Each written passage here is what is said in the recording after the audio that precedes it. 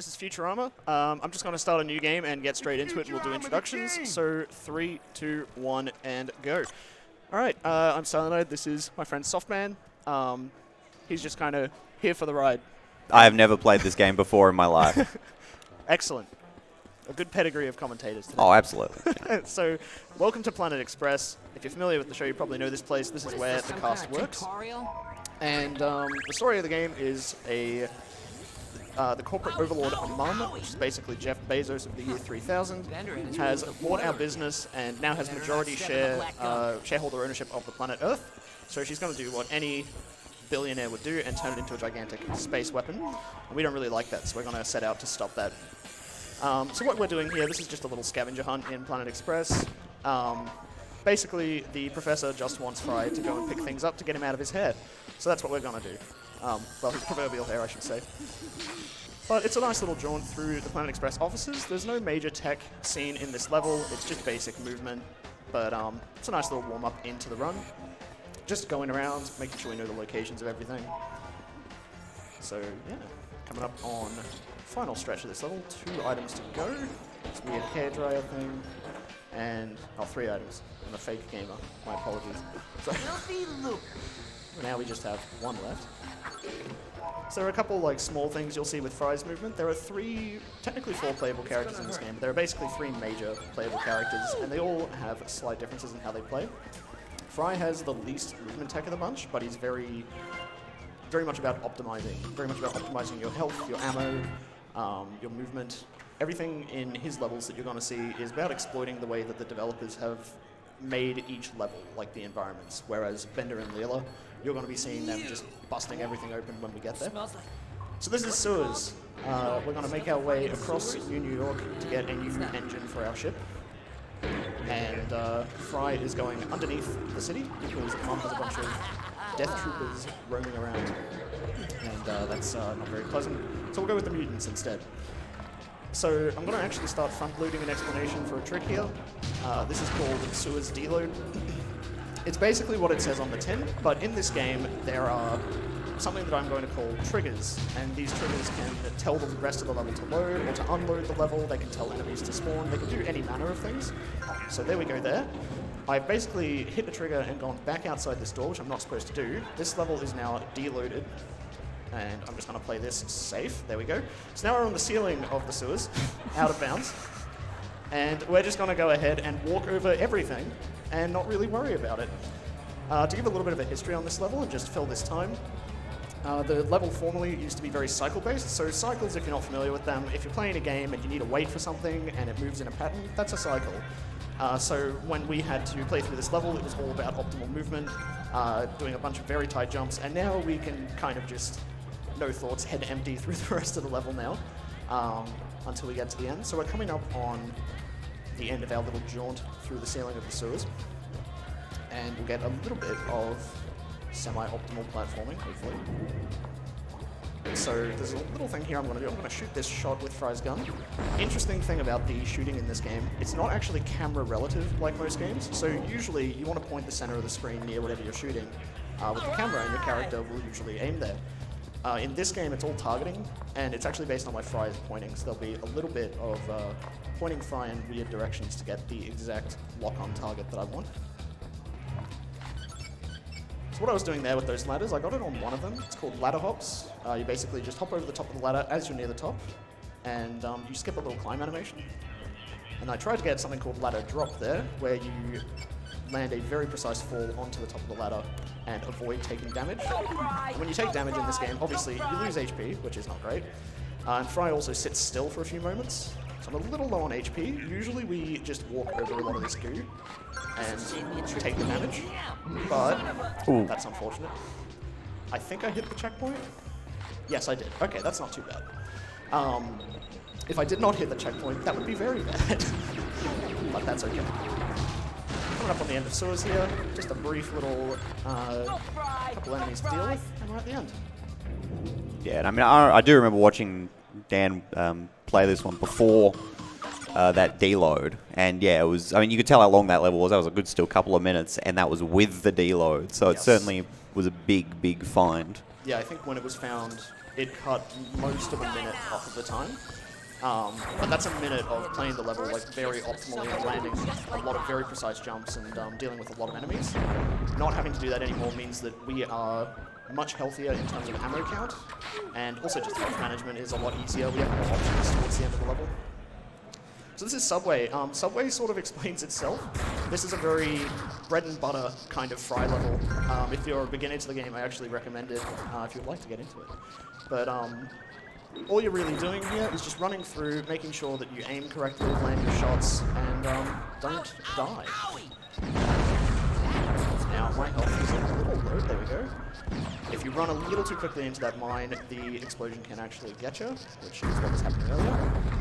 We just grabbed the shotgun, so there's actually quite a bit to talk about with Fry. I'd almost forgotten. So Fry has 3 weapons in his section of the game. He has the pistol, well, technically 4, he has the hammer, but we don't really use that as a weapon. We have the pistol, the shotgun, and the Tommy gun. And we're using charge shots on basically all of the weapons because you can get kills way faster with them. Most people playing this game casually just hit the casual shots and get very frustrated because it's quite weak. But yeah, once we get this shotgun, a partial charge will kill most of the enemies that we need to deal with, which is fantastic. It also has a much wider pellet spread, so I can do something like this and take out that mine without even needing to target. And we're just going to wait for these enemies to come out. Okay, that wasn't too bad. You can get jammed in that door. It's very scary when that happens. But yeah, a bit of a bread and butter level. So another thing about Fry's weapons, they actually have their own collision. So something like the shotgun, it obviously pokes out quite a bit. It's got quite a long barrel. I'm going to switch to the hammer here to actually get really close to a wall. And this is going to allow me to jump up into some geometry and basically squeeze out of bounds here. So I'm going to go up here. Cool, we even got the fast camera, lovely. So we're out of bounds, and we're going to do that thing where we hit the trigger. We're going to be hitting a checkpoint. So we're going to respawn now, and the rest of the level has basically been told to load by this checkpoint, but what we haven't told the game to do is spawn a bunch of enemies. So we can just sort of walk through here, and it's nice and relaxing, and just go straight to our next trick, which is the little tower climb here. So once again, we're sort of just taking advantage of the geometry. Most things in this game, have physical collision, usually on the top. So that's why we're able to stand on a lot of things, but we can go back through walls.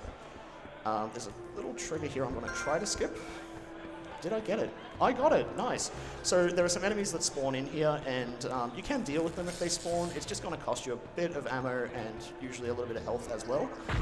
There's usually a lot of guys firing rockets, a bunch of guys with shotguns, but we only need to worry about these 3 enemies and just go right on through. It actually doesn't lose too much time if you do spawn the enemies. It's only like, I think half a second or a second if you're playing optimally, but always nice to just get the trick. It's one of those things that goes without saying sometimes in marathon commentary, but I also feel it bears worth repeating. A lot of this is a lot harder than it looks. Obviously, he's making it look very easy, but a lot like that tower climb that was just done, it's very finicky. Like obviously, there's not as much room for error, so the precision required is extremely high, and you sort of don't think about it because it's like, oh yeah, well that was done, that was easy, but no, there is a lot of intricacy and a lot of skill going into that, and a lot of practice. Definitely, I think I'm speaking to the speedrunners when I say that once you're able to do the trick without thinking, that's when you're golden. Then when you start thinking, like it's over. Oh, yeah, no, thinking's problematic. That's none of that. But no, absolutely. And of course, there are always setups and ways to sort of mitigate these things. If you're fresh to speedrunning, it's we're not doing it blind every time, but yeah, you sort of set up methods and supports to help make those tricks easier. But yeah, that tower climb, it's yeah, you've seen me miss it. It's tilting to miss it. Yeah. And that's the thing, you can't say something like that because that just sounds like you're bigging yourself up. Exactly. But I can, so that's perfect. I'll pay you for that lip service later. Absolutely, yeah, this is 20 bucks a compliment. Yeah, it's coming. So we're coming up on Red Light District. This is a pretty cool level in terms of routing. We're going to do something called Martini Hop. There's a little neon sign with a little martini on it. When it's tilted towards a building, we can actually walk along the top of it. So it's a little cycle-based thing. So it's just over here. I'll explain the rest of it after I get it. I want to be patient on that cycle. So now we're jumping along the side of this building. So what I basically just skipped there was going all the way down along the ground there, killing a whole bunch of robots, and then backtracking all the way, going through a whole interior section, then getting onto here. So just a massive amount of time is cut.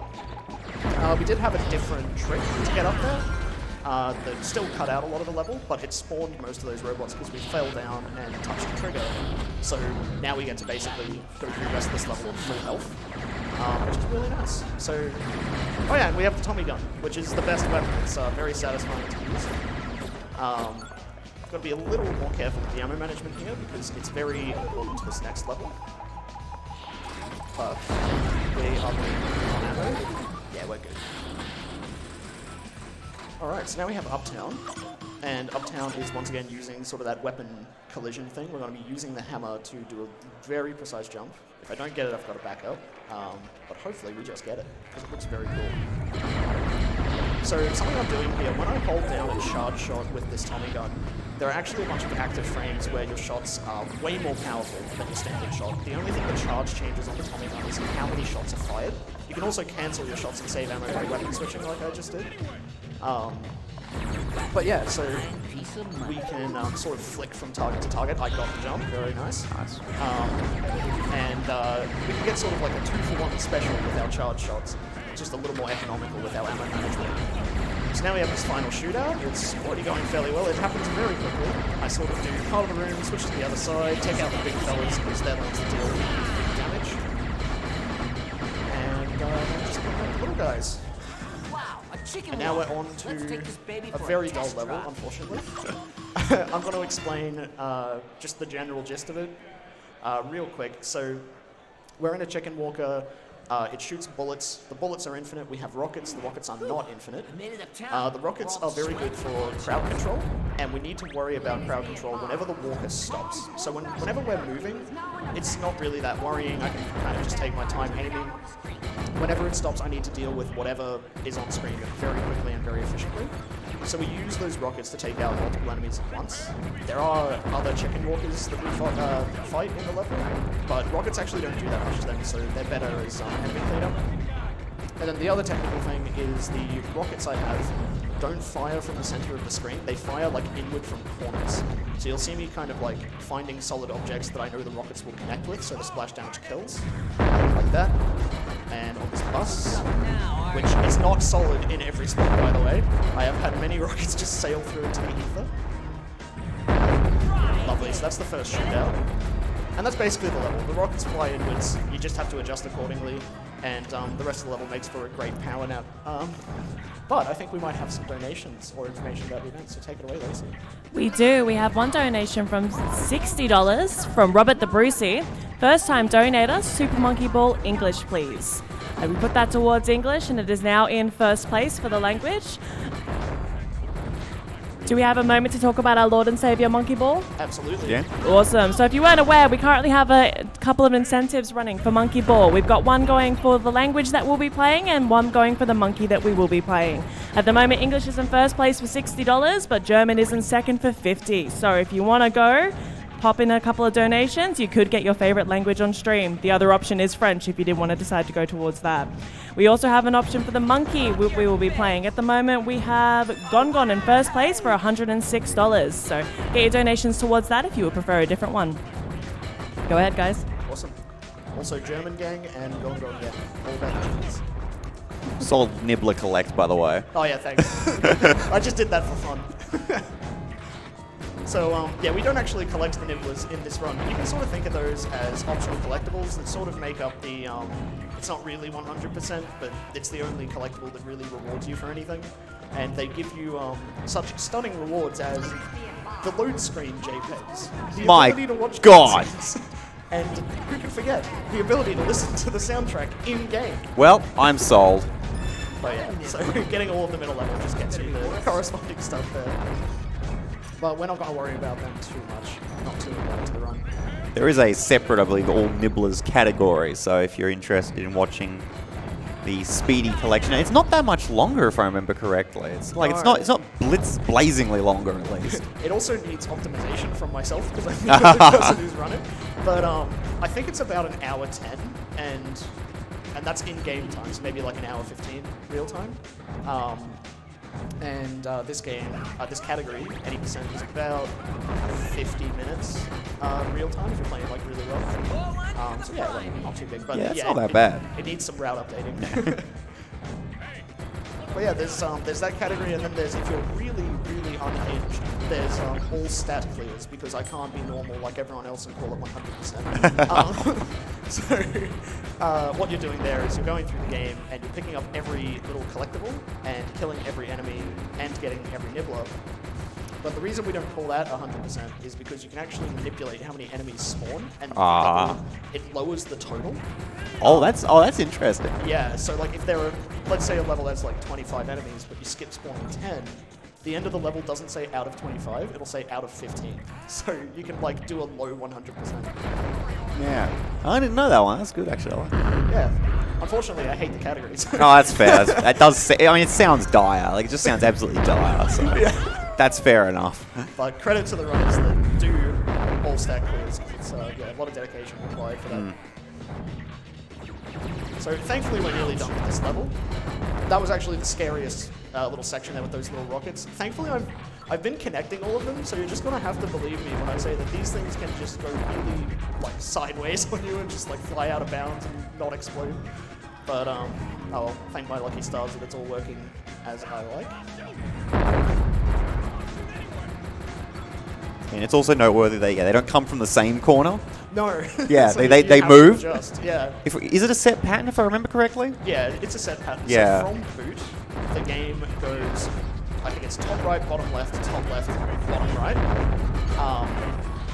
And then the thing that gets kind of weird, if you were to reset, like, not that I would do this right now, but if I were to reset my run or reload the level, I'd actually be on whatever the next rocket would be. Yeah, you'll notice he said on boot. Yeah. So we sort of allow people to just sort of set the rocket cycle to whatever they want, because it's naturally going to go sort of wonky. So like if I'm sitting and grinding runs, I always just reset it to the boot cycle, because that's just the cycle I know. But it's possible on any cycle. It's just whatever you like. And that's right. So now we're on to Bender.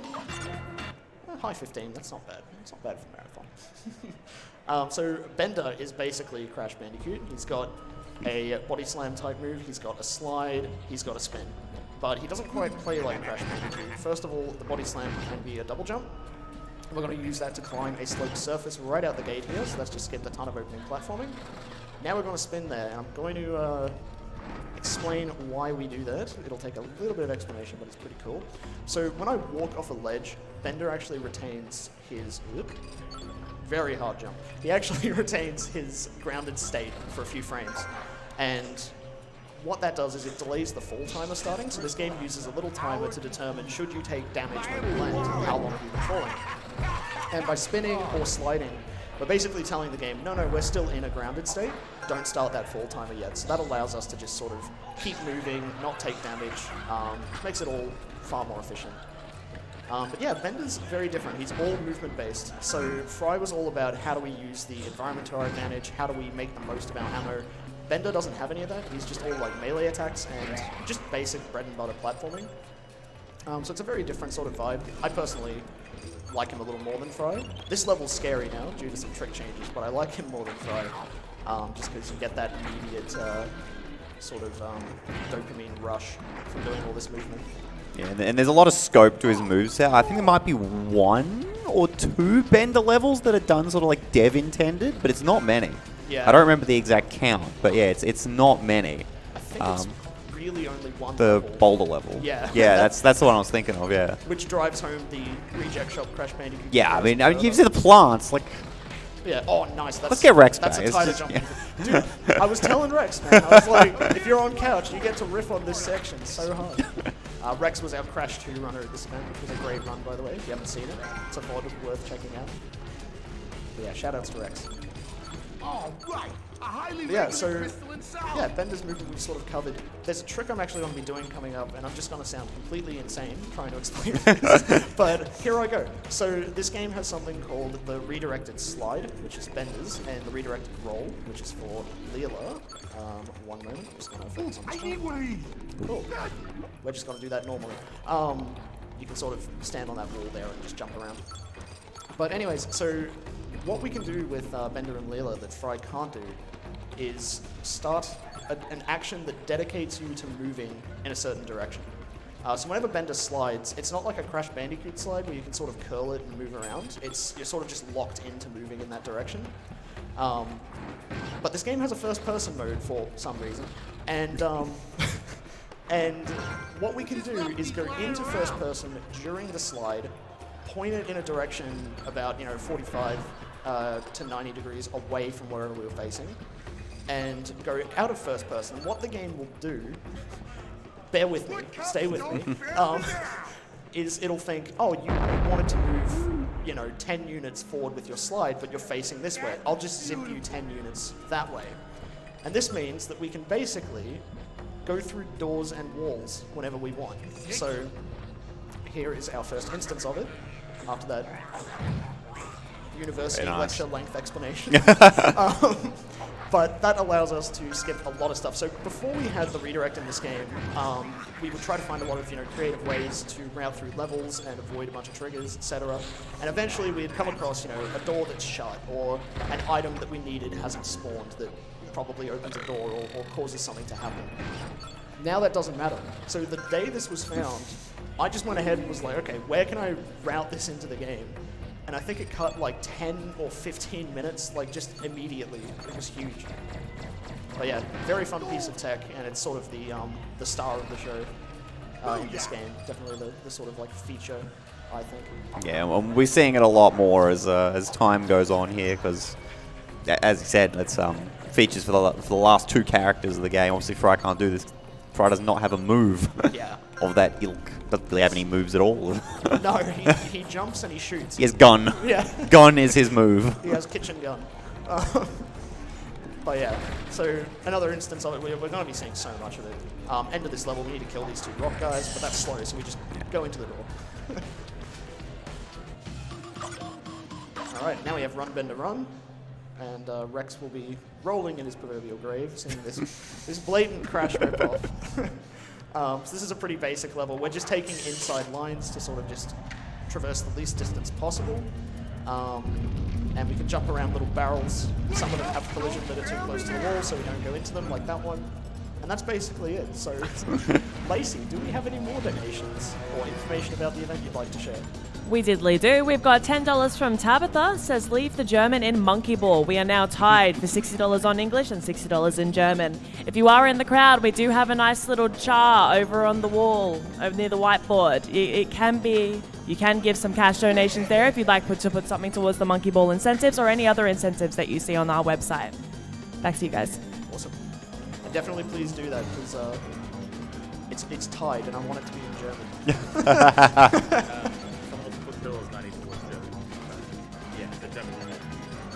Oh, let's go. Just heard the German. Maybe ahead. Alright, so we're nearly done with this level. Again, it's sort of one of those...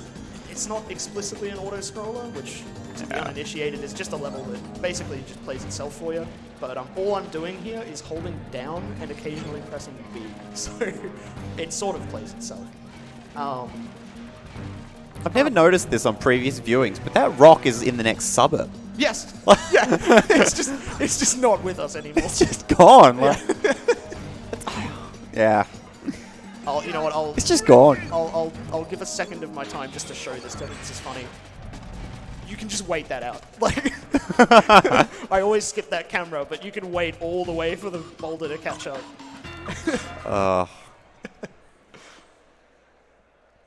Alright, so now we have Mine Facility, which is probably my favorite Bender level because the whole thing is just very technical. It's a bunch of redirects.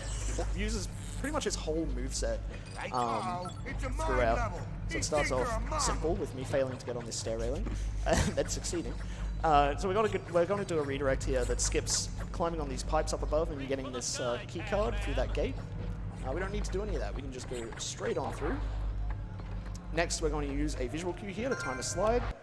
That skips that first crusher, so now we're ahead of cycle. We can just sort of run on through here.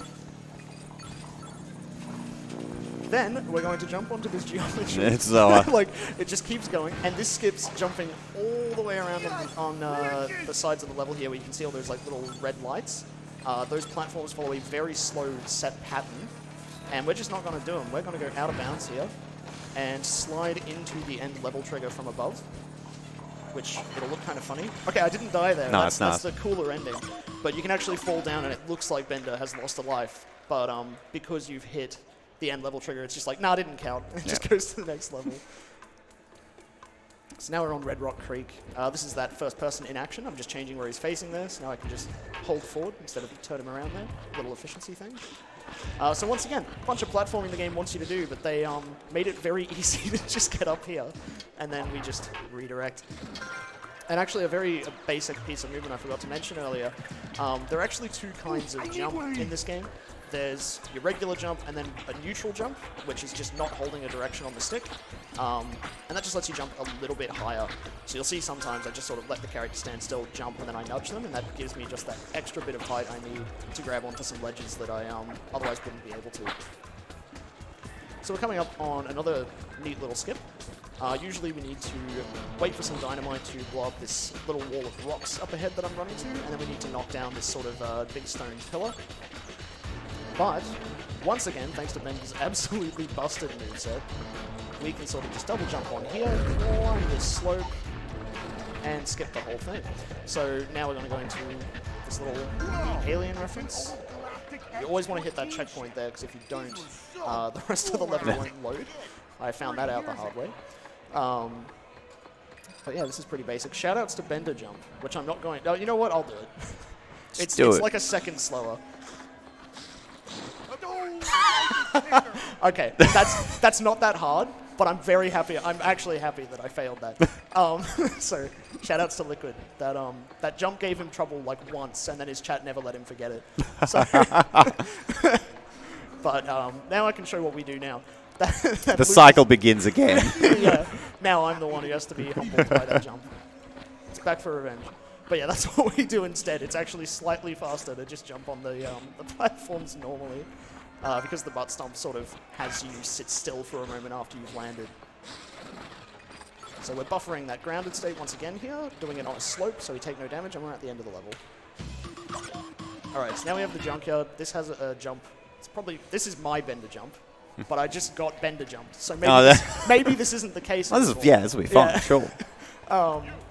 So there's a very precise little hop we can do on this sort of mound of like metal. So we're meant to go on this like little playground set here, but we're not going to do that. There is a point here where we can stand safely. Nice. Okay. That jump makes me so anxious. So the way this level usually works is we need to kill every robot in the area before this door will open, and the same applies to this next area. But since we can go through doors, this is not a concern to us. And there's a little optimization here. If I get through this in one redirect, which I did, so those enemies can fall into that bottomless pit that I was standing over. If they do that, it actually causes a little cutscene to play, which loses like a little bit of time. So we didn't get that, which is nice. It also makes the screen like flash rapidly, so I'm very happy we did not get it. It's not very pleasant to look at. If we hug the wall here, the floor just doesn't give way. Structurally accurate room, I guess.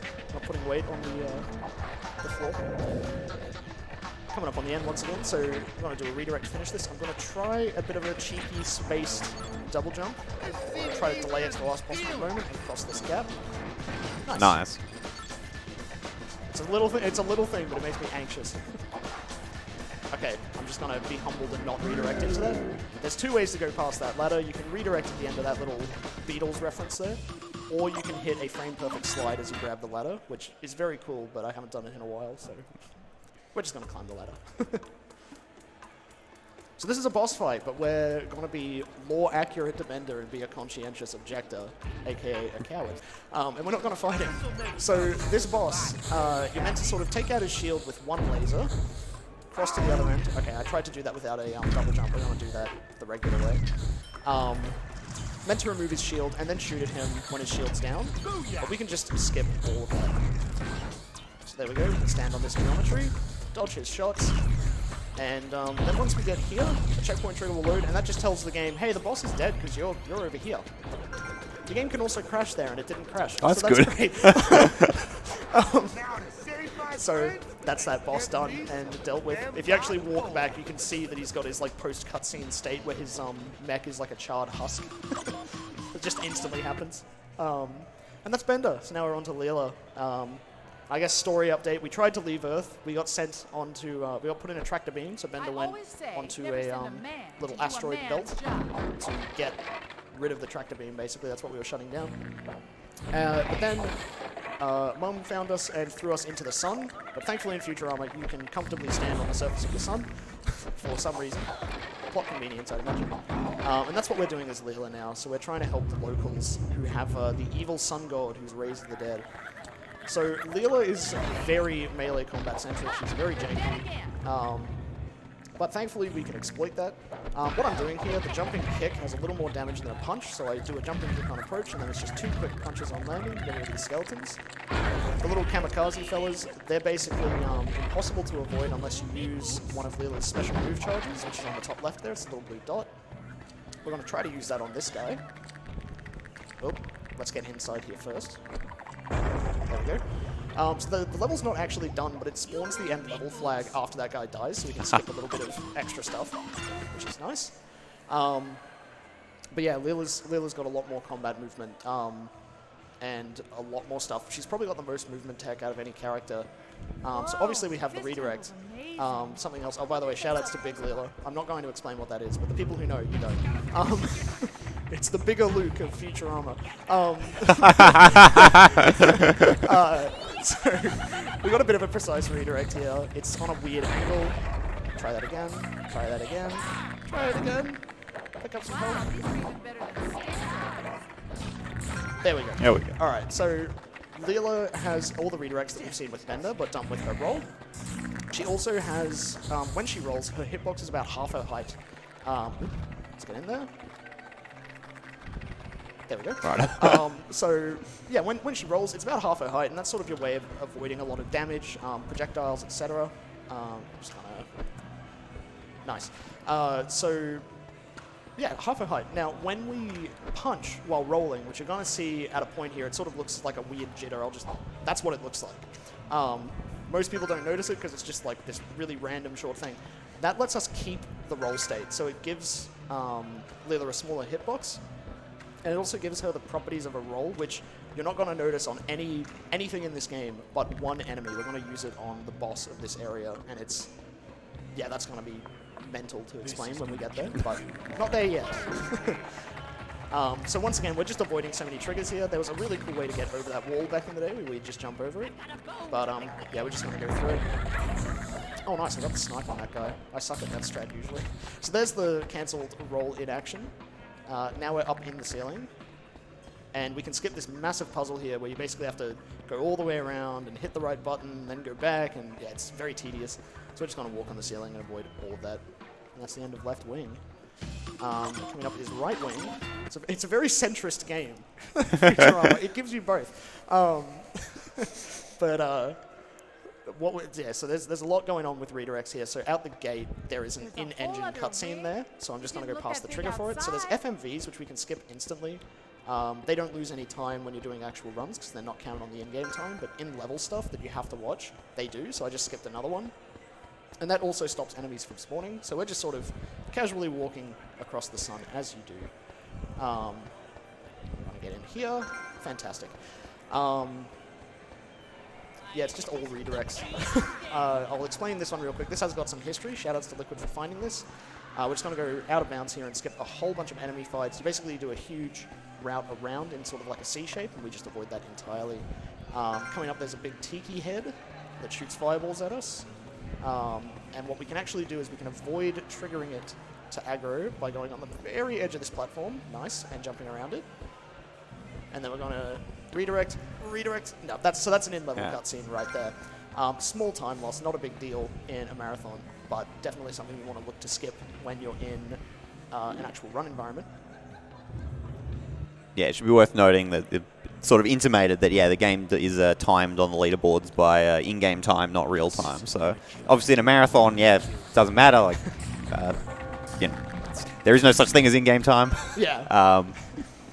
But yeah, obviously on the leaderboards it's in-game time, so some of the optimizations that are done for that purpose. Yeah, and sort of like to give some background to that, if you're not familiar with speedrunning or this game, you can actually play this on a number of consoles. You can play it on the original Xbox, which is what I'm playing on. It actually performs better than on 360, but you can also play on 360. I think Xbox One or Series X. I don't own either of those, so no testing. Probably, yeah. But probably Microsoft's pretty good about that backwards compatibility. And it's also on PS2, but I don't recommend the PS2 version. But in-game time basically eliminates slow loads, so it allows you to sort of participate no matter what system you're on. It also lets you play on emulator, and it sort of balances a lot of things out in this game. This is a very narrow platform. Oh, okay, that was close. I just sort of didn't explain all of that, but technical movement, standing on narrow platforms, activating triggers, you kind of know it at this point. So now we're doing Temple Courtyard. This level is absolutely hilarious. So we're going to get out of here. We're going to ignore absolutely every enemy here, because usually you need to hit a bunch of switches in a set pattern to open this door, but why open doors when we can phase through them? And that's Temple Courtyard. Now we're doing Inner Temple, which Inner Temple at this point, this is a huge test of your knowledge of redirects. So you might have noticed sometimes with redirects, if you're looking very closely, the spacing can be a little different. And that's just because of the timing. If you actually time exiting first person with the end of your roll, like on the same frame, you get a huge boost of distance. We don't want that in this level, because when we're going through these walls, you'll notice there's a very, very narrow platform to stand on. We don't really want to go too far past it, because then we sort of just Wile E. Coyote ourselves into the lava. So this level's a big gauntlet that tests all of that. However, I'm going to wait until we get a little further in to explain some of the additional things that'll show up then. Lacey, any more donations?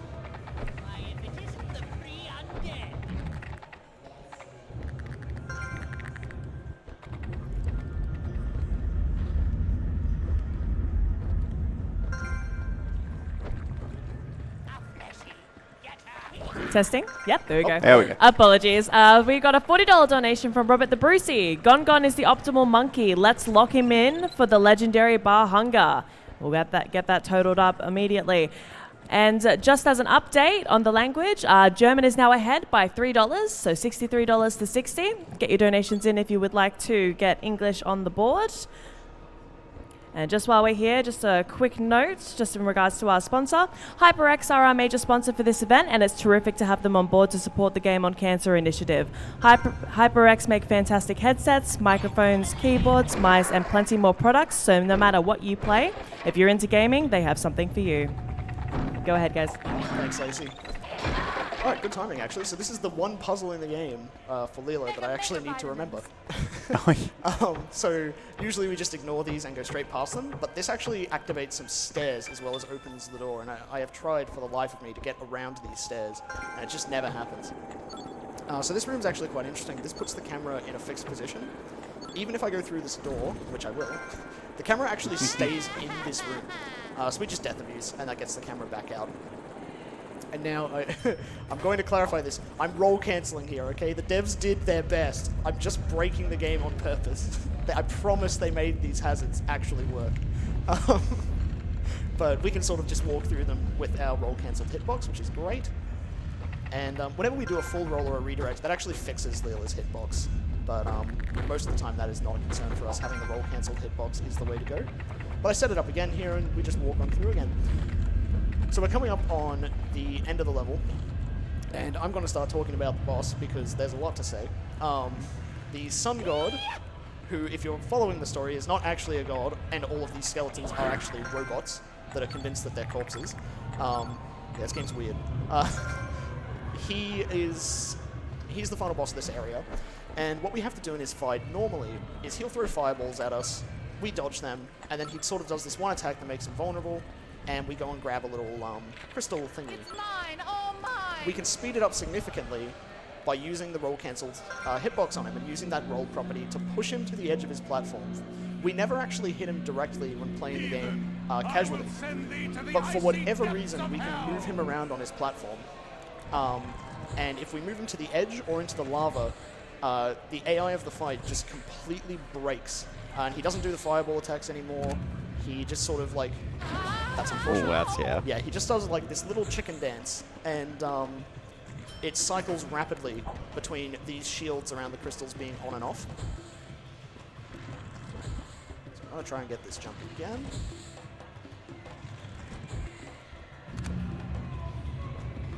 So there we Nice. go. That's always scary because the camera snaps, and if you're holding down, she just lets go. All right, so now if you sort of look at him when we see him, he's just sort of freaking out. And we can just grab these crystals pretty much by just beelining from one platform to the next. And thankfully, they put little health pickups around the arena to make this strategy viable. So the last crystal to pick up. We always wait just a moment here, because you can actually take 2 ticks of damage there if you're not careful, and sometimes 2 ticks is just enough to kill you. And now we're doing the escape, and this will be the end of Leela's section, and then we get to our mysterious 4th character, which I'll be very pleased to see. Once again, Rex will be True. seething. I didn't think about that before, but yeah. But yeah, so we just climb up this little tower. Ironically, there's an alternate path there that's actually slower, because you have to do more climb animations. It's not that much slower, but it's just that little bit. And we're at the end of the level here. So we're on to the final 4 levels. And here we go. The hero of the story. The true hero of this story. It's Zoidberg. So this is literally Hog Wild from Crash Bandicoot. That's all there is to say. Well, I don't think Hog Wild had a progress bar. No, so yeah. I guess I'll explain this. There is... Buckle up, everyone. It's an I Explain a Futurama joke session. There is a hand-cranked time machine being operated that goes back only 2 minutes at a time and takes 2 minutes to crank. So we need to keep winding that to get to the real time machine so we can go back in time and stop the villain. So one of the characters, I think it's Bender, is just like, that's why we have the timer basically. He's just cranking the time machine and we need to get there within 2 minutes and keep resetting that. So we can it's just unhinged. It's unhinged. But there's not much else to say about this level other than just enjoy Zoidberg riding a horse. That is what the game calls it. This is canonically a horse in Futurama. But other than that, Lacey, have we gotten any more donations in the interval? Way to not screw up, Dr. Z. Now you've got 2 minutes to get to the next checkpoint. No donations just yet. We do have just a little bit of a quick update on where we're sitting at the moment with Monkey Ball. So we do have for the monkeys. I'm probably going to butcher these names. Apologies in advance. The monkeys are currently sitting on II is on 50, Mimi is on 80, Baby is on 10, and Gongon is on 146. And again, for languages, we're still sitting on 60 for English and 63 for German. So get your donations in. French is looking a little bit sad right now. It's sitting on 0. So get your donations in if you would like to see French or any other languages. Alright. Let's make it a bit interesting. Back. Yeah. Oh, that's wrong. You know what? I changed my mind. I want French to win. Get going. Back to English.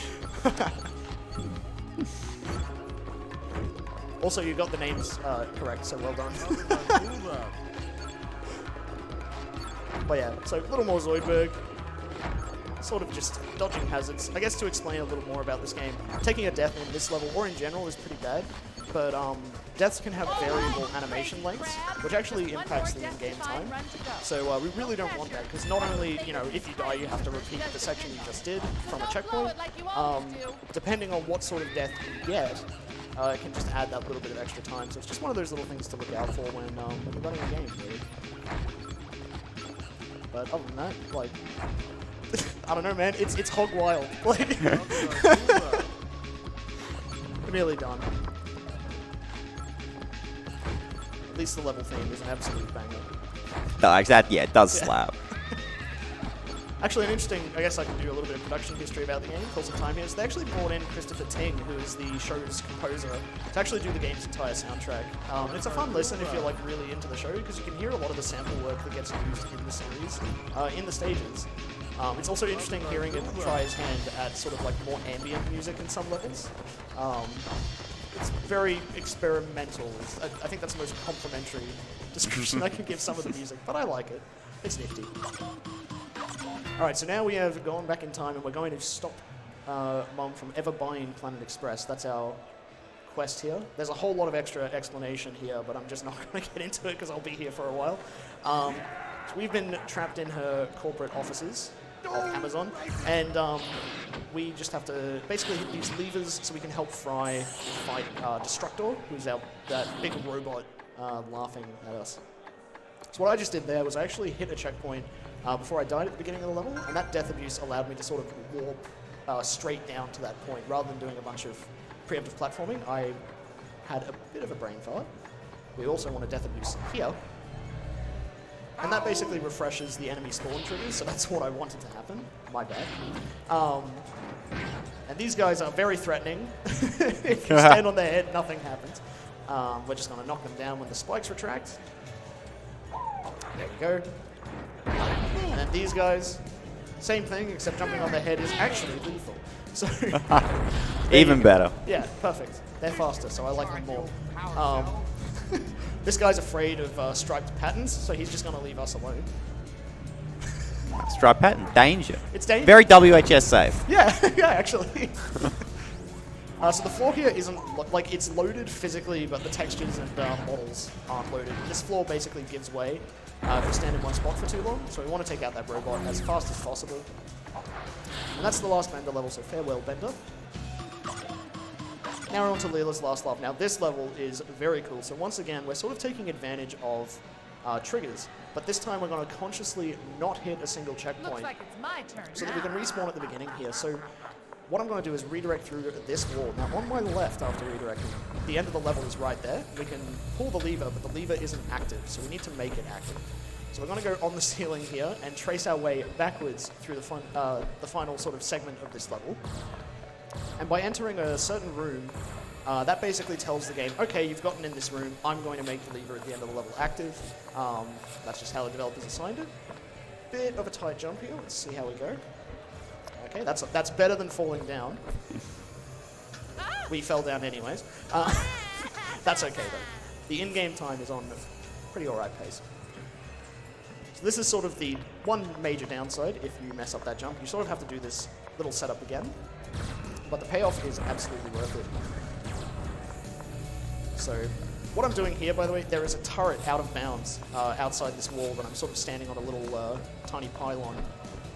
Looks really cool. Looks like I'm just doing a leap of faith. But once you know what you're doing there, you sort of get this like feel for it. Alright, so I'm going to take this jump a little slower this time. We sort of want to sandwich ourselves in this little gap. There we go. Nice. Death abuse on the mines. So we haven't hit a single checkpoint, so we're not going to spawn in an inopportune area. And we're just going to go straight through out of bounds to the end of the level. So it's basically like a room full of lasers we go through to, and unfortunately you're not going to see it. It's a pretty cool looking room. But there we go. That's the level. So now we're on to the final level, which is Fry. And Fry gets a special new weapon for this. He just gets a railgun. This level's great, by the way. If you just look up like Futurama review, you will see like endless amounts of YouTubers just getting completely filtered by the number puzzles here. It's really funny. But to be fair, they are rather obtuse. So Fry has to sort of do these little door codes. It's one of the few things I have to actually remember since we can't go through doors as this fella. So we'll see that very shortly. What else is in here? We have some turrets that fire these like insta-kill bullets at you, but they always fire in a set pattern. So this first one here, I'm actually going to run in front of for a bit, get the shots up to a certain point. Fantastic. And now I can sort of just hug this door and go through like that. 24881. This one is, I think the pattern is like numbers that are doubling. So it's like 2 and 2 is 4, 4 and 4 is 8, 8 and 8 is 16. YouTubers get filtered by this. But you know, I probably don't have the right to be smug because I just have it memorized. I'm just a fraud. But so we're grabbing keycards here, and a little interesting thing about the railgun, since the barrel is so long and it has collision, like we mentioned earlier with Fry's weapons, you can actually sort of like swipe it with the gun instead of walking all the way up. It's a very small time save, but I think it's pretty cool. You can sort of just do a little spin like that. So this level's meant to be like a bit of a rat's maze. You sort of have to keep looking around for different keycards and doors. 9816, by the way, it's just counting up and down from 10 at the same time. Reminder that YouTubers get filtered by this. But yeah, so the thing with these turrets as well, after a certain visual cue, when they spin like that, it's safe to run again. So you can go a little bit quicker through these little death traps, which is nice. We also have the final boss of the game, Destructor. It's pretty interesting. So most of this game is not really RNG heavy, which RNG, if you're not familiar with, that's random number generator, and it's basically just speedrunner lingo for random stuff, or stuff that's not on a set pattern or cycle or anything like that. And he's basically all RNG. We can sit in a safe zone where he can't really hit us. I think only one or two of his attacks can. And he usually does like a set amount of attacks before he shows his weak spot, which is a little annoying, but looking at the in-game time, this is like, I think 47 pace, which is pretty cool. So we should be okay to just kind of take it easy and let him give us the attacks we need. I want to grab this health. So as you can see, this level would be really irritating if you didn't know where you were going. I've been there. Like, there's just a lot of wandering around, figuring out where the key cards go. Once you know it, it's not really too bad. But yeah, the level design does kind of fall apart a little in this final area, but thankfully the speedrun mostly makes it interesting, in my opinion. And there's no map, if I remember correctly, so it's all just get out the A4 sheet of paper. Yeah, exactly. You just have to sort of map it out yourself. The classic strategy. Yep. So these are spinning platforms. They nearly got me killed earlier if you were watching, and I sort of panicked a little. They have massive hitboxes, so you've got to be really careful jumping into that final door, because you can get sort of pinched. So here's Destructor. Time will be coming up when I finish the boss and go to the results screen. So we can stand in this spot. Basically, Destructor has line of sight to us, and that tells Destructor I need to be aggressive and shoot and do my attacks, but they don't connect. So we just sit here holding a charged shot and just wait for his little stomach compartment to open up and just shoot at it. So let's see what cycle we get. That's a pretty good first cycle. So he does it in 2 phases where he opens it up twice. Let's see what we get for the next one. So that's one of the attacks that can hit you. Thankfully it didn't knock us out of position too badly. Which, weirdly enough, those things they're from the show. They're little robot hell butterflies. I don't know why he has them. But, alright, time's coming up very shortly. And time. Nice. Cool. Yeah, that is Futurama. It's scuffed and I love it. Thanks for watching, everyone. And thanks for having me on Speedruns.